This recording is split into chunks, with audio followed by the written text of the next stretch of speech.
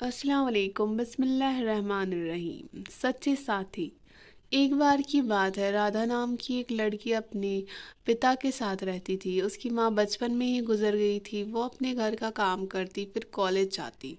College जाते समय वो रोज़ रास्ते में एक जगह पक्षियों को दाना डालती थी। उसके घर में भी दो पक्षी थे, उनको भी रोज़ दाना डालती थी।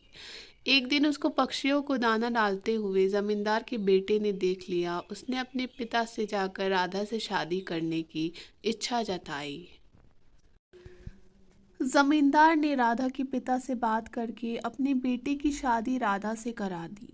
राधा अपने साथ घर के पिंजरे के दो पक्षियों को भी रोज दाना डालती थी। राधा की सास को ये बिल्कुल पसंद नहीं था। वो इन पक्षियों को परेशान करती थी। वो उनको दाना पानी ज़मीन में फेंक देती थी। एक दिन राधा की सास ने पक्षियों का पिंजरा ही ज़मीन पर फेंक दिया।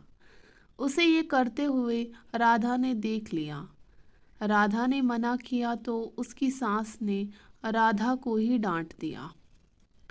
इन सब बातों से राधा परेशान रहने लगी। एक दिन राधा के पति ने परेशानी का कारण पूछा तो उसने सारी बात बता दी। उसके पति ने राधा को पक्षियों की भलाई के लिए उनको पार्क में छोड़ने की सलाह दी। अपने पति के कहने पर राधा ने उन दोनों पक्षियों को बाकी के पक्षियों के साथ पार्क में ही छोड़ दिया। वो उनको कभी कभी पार्क में दाना देने जाती थी। अब सभी पार्क के पक्षी राधा के अच्छे मित्र बन गए थे। पक्षी अब राधा के घर पर भी जाने लगे थे। राधा की सास को जब ये पता चला तो वो गुस्सा हुई। वो राधा को उसके मायके छोड़ने के लिए उसको साथ लेकर गई। रास्ते में कुछ चोरों ने राधा की सास के गहने चुराने की कोशिश की। तभी राधा के पक्षियों ने आकर चोरों पर हमला किया, जिससे वो सभी चोर भाग गए। इसके बाद राधा और इसकी सास घर ही लौट आए। अब राधा की सास की सोच पक्षियों के प्रति बदल चुकी थी।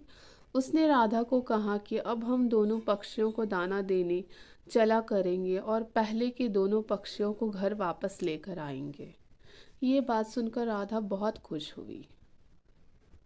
मॉरल ऑफ स्टोरी, इस कहानी से हमें ये सीख मिलती है कि हमें जानवरों से अच्छा व्यवहार करना चाहिए। अगर आज की कहानी आपको पसंद आई हो तो ज़रूर लाइक कीजिएगा और चैनल को सब्सक्राइब कीजिएगा। Thank you. अपना ख्याल रखें।